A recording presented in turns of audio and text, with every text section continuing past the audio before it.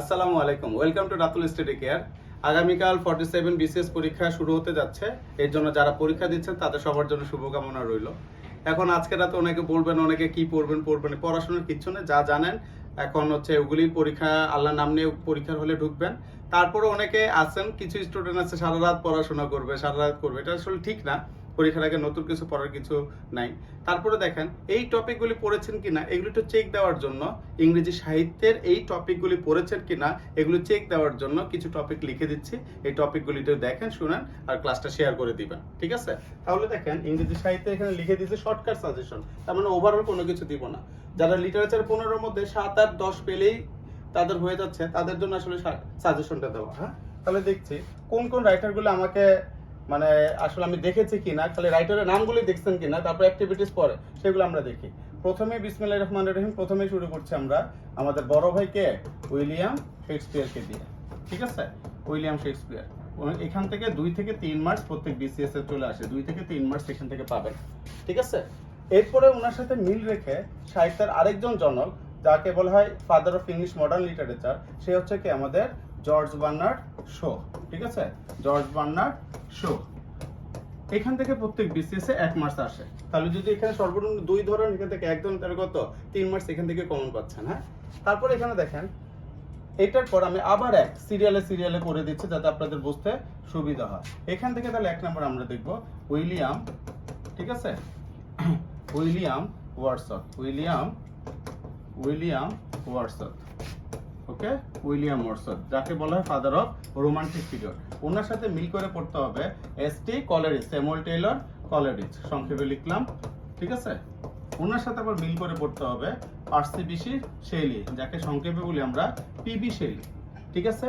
এই PB Shelley থেকে last দেখেন 40তম বিসিএস, 41তম বিসিএস, 43তম বিসিএস, 44তম বিসিএস, খালি ওনার থেকে আসতেছে। আপনারা ধরে রাখেন 45, 46, 47 এইভাবে ক্রমান্বয়ে আবারও আসবে, ঠিক আছে? তারপর এখানে দেখেন যে আপনার লর্ড বায়রন 44তম বিসিএস এখান থেকে আসছিল, লর্ড বায়রন, ঠিক আছে? Lord Byron. তারপরে দেখেন লর্ড বায়রনের পর এখান থেকে পড়বেন হচ্ছে জন কিটস। কি পড়বেন? John Kitts.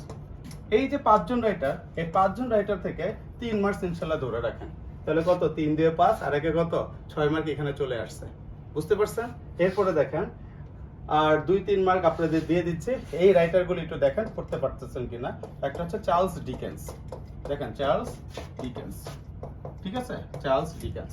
এটা 2 নাম্বার হচ্ছে Lord Alfred Tennyson, Lord Alfred কি? Tennyson, okay? Lord Alfred Tennyson. তারপর এখানে দেখেন 3 নাম্বার দেখেন Robert Browning, okay? Robert Browning. তারপরে দেখেন 4 নাম্বার, এখানে আমরা আর কাকে নিচ্ছি? এখানে নিচ্ছে ডব্লিউ.বি.